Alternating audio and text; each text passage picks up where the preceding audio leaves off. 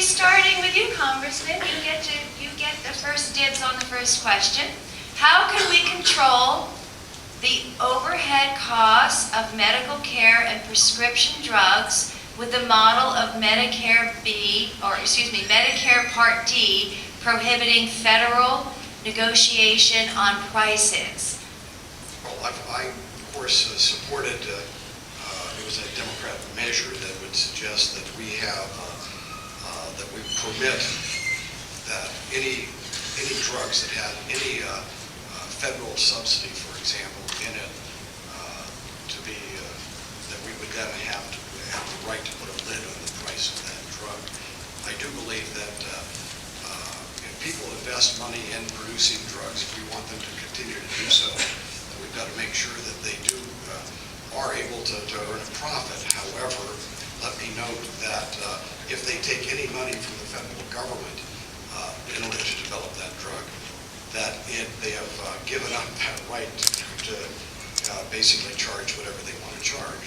I also believe that people who, I do believe in people's right to, as I say when I talk about medical marijuana, I believe in your right to medicate yourself. And if you want to go to Canada to buy prescription medicine, or Mexico or Italy, I have supported, again, what they call prescription drug reimportation. That will permit you that right. And the drug companies do not want that type of competition. I think that it is important that the American people have the right, just as anyone else, to purchase things overseas. With that said, I think that we don't want to kill the goose that lays the golden egg here. What we have now are drugs that are coming out and tremendously valuable to our people and their health. These drugs mainly came from private investment and not by government investment. So we have to make sure that companies who invest in something like that they do get a payoff.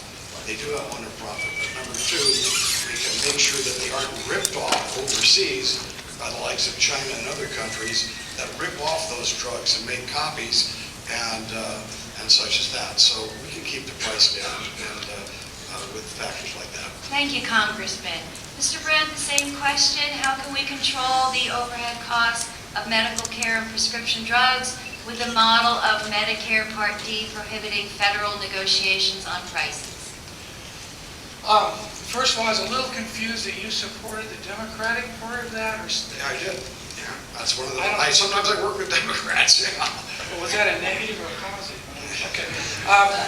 First of all, I think the simple answer is that if we're going to be consistent and we're going to apply the same thing to all businesses, then they should have to compete on the open market, and our seniors, our government should negotiate on that behalf of our seniors and get the best price they possibly can.